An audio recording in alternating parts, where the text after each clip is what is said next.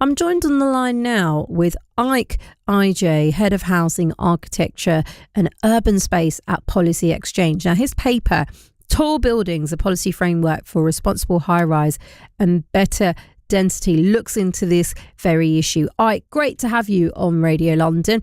Some Londoners will say, if we look at the skyline in London, we don't need to touch it anymore. We've done as much building as we possibly can. What's your thoughts? Yes, well, hello, Shay, and happy Easter to you. Happy Easter to you. Thank you very much. My thoughts are, look, tall buildings can be exhilarating. They can be wonderful. I've had some favourite buildings that have been tall buildings, so they can be a really good addition to the skyline. But London isn't virgin territory. In a city as old as London, as historically sensitive as London, tall buildings have to be handled carefully. Their design and their location has to be rigorously considered and thought about before they're allowed to be built. And the problem with London is that rarely happens. London, unlike New York, for instance, which has loads more skyscrapers, Yes. London doesn't have a tall buildings policy. There's no plan for tall buildings across London. Each borough is allowed to go its own way. So because of that, because there's no overall framework, even though tall buildings, yes, they can make individually positive contributions, in London, far too often, the impact, unfortunately, has been harmful. And tall buildings haven't been well reconciled with London's historic fabric, London's urban character, and they've sadly done, in the main, more harm than good. What would you say on a personal level, and I'm not necessarily asking you to represent, the company you work for, but on a personal level, what building is a bit of an eyesore for you? Okay, well, as an example, let's give an example of a tall building which I don't think works very well and which I do think has harmed the city of London and the wider city, is the walkie-talkie tower in the City of London.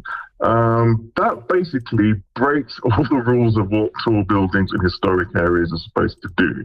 If you look at the Shard, for instance, the Shard is much, much taller than the walkie-talkie, but it tapers towards the top. It's like a kind of elegant, elongated pyramid. So because it gets smaller as it gets taller, that's seen as a kind of sensitive way to incorporate a tall building into a historic area. The walkie-talkie does the opposite. It gets wider as it gets taller. As it gets higher. So it overwhelms and overbears around its onto its much finer grained, smaller historic surroundings. And to me, it's a really kind of gross and kind of antagonistic intrusion onto the City of London. So that, for me, is a very much an example of planning and design failure.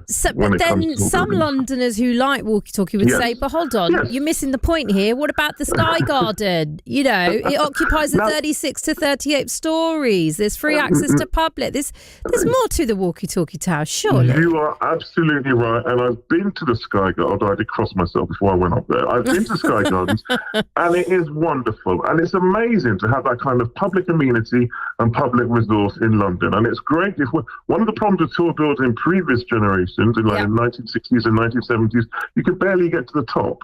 But one good thing that's happened, I suppose, is there's much more public access to the top of tall buildings so the public can enjoy these views.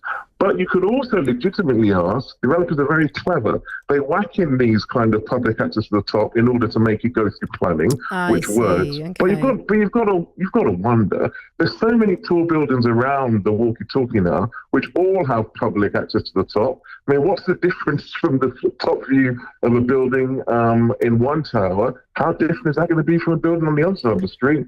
From another tower. So they've become a bit of a cliche, but the principle of public access to the top of tall buildings is a very good one. Okay, so let's delve into then what you would say is actually a architectural marvel, and it's a building. Although a skyscraper, there's a lot more to it, and it should be celebrated in London. Is there such a building for you? Well, this building, I've mentioned already, it's not without its faults, and it's also maybe not quite as controversial as the walkie-talkie, but many people don't like it. I think the Shard is interesting. Now, the Shard, you mentioned it before, it's the tallest building in the UK. I think it's still the tallest in Western Europe as well. Okay. And opened in 2012. As you hinted, very controversial for many of the reasons that often happen with tall buildings in London: location, design, insensitivity towards surrounding historic landscape, townscape. But the interesting thing about the Shard is, if you look at its form, it's basically, as I said, an elongated pyramid. It's a steeple. It's the same shape as a steeple. And if you look at pictures of London from the 17th and 18th century, when you didn't have any of these tall buildings, London's skyline was essentially St. Paul's Cathedral. You have the dome, like the mothership, and it was surrounded by this constellation of church steeples. And all these church steeples effectively have the same shape as the Shard. So if you like, the Shard is a mega steeple, and even though it's a kind of modern building, it's glass, no one's going to say it's not a clearly contemporary building, because it's engaged with that historic process of a form that's very familiar to London. I think it's a good example of how a tall building can kind of work with the history and character of the city. Honestly, Ike, some people are going to be really surprised by that, because I mean, I've got even friends who currently still work in the city, and they are just not fans of the Shard. No matter how much you try and convince them, they're just not fans. But the other element to this is, what are some of the key factors then that go into designing skyscrapers, particularly in a city like London? We are so densely populated, living on top of each other, next to each other. How does that all work?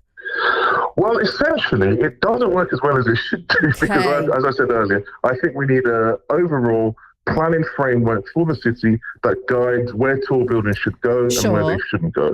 And if there was a clear framework, it would stop a lot of these controversies that we always have when tall buildings spring up. But if that framework did exist, what I said, the kind of things I think it should take into consideration should be design, obviously, materials. I think tall buildings that get that narrow as they get to the top, such as the Shard, or even to a degree, not quite the same. You mentioned One Canada Square earlier. That has a pyramid kind of on the top. So that tapers towards the top. The NatWest Tower, to a degree, that's smaller at the top than it does at the bottom. This principle of tall buildings getting shorter, kind of narrower as they get to the top, is a good way of dealing with them in a historic context like London. Here's a question for you then. 2,000-year rich history. Some traditionalists will say, no, we need to stick to Victorian architecture, Georgian architecture, celebrate those buildings.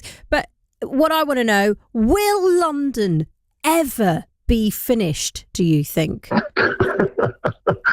Well, that's a good question, and the quick answer is probably no. London is 2,000 years old. Hopefully, it'll be around for another 2,000 years. And one of the differences you have with London, as opposed to other historic cities such as Paris, I suppose that's the most direct example. London's very changeable. For various historic and political reasons, we don't have an uber or unprotected historic centre whereby nothing's allowed to happen. And you kind of get developments on the edge of the city, like in Paris, there's an area called La Défense, which is like their Canary Wharf. And all the tall buildings are shunted there, and there's a strict height limit for the rest of Paris.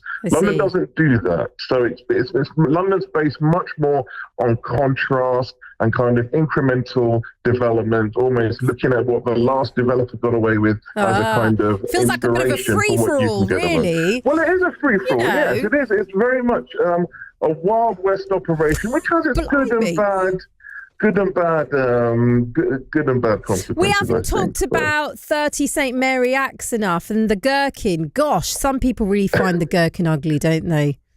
Some people do, but I mean, look, in many ways, the Gherkin was the first of this kind of, look, at the moment, we're in the middle of a kind of skyscraper boom in London. There have been periods where we haven't had skyscraper booms, but the Twittery, the Gherkin, was kind of the beginning of the current boom we're in. That kind of helped make skyscrapers fashionable again. And part of the reason it did that is because before then, we'd expected skyscrapers to essentially have right angles, to be angular buildings, kind of hard-edged.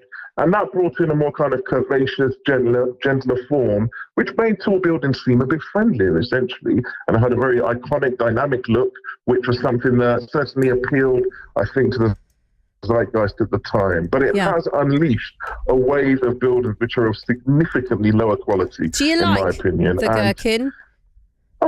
There's stuff there's bits of it about it I like, and there's bits I don't, I suppose. You're trying to be politically correct here. No. Just tell me what you think. I am. I'm not a great fan of the Gherkin, no, but I think it's better than other tall buildings in the City of London. It's not in your top 5. It's not making the top No, 5, is it? It wouldn't be in my bottom 5 either. So there you go. Listen, A useless diplomatic answer. But the most, well, as diplomatic as it gets with the London skyline. Ike, real pleasure having you on Radio London. You must come into the studio. You've got a wealth. You're an encyclopedia of the London skyline. I'd like to delve more into it. Thank you for joining me this afternoon. Great speaking to you. Ike Ijeh there, Head of Housing, Architecture and Urban Space at Policy Exchange.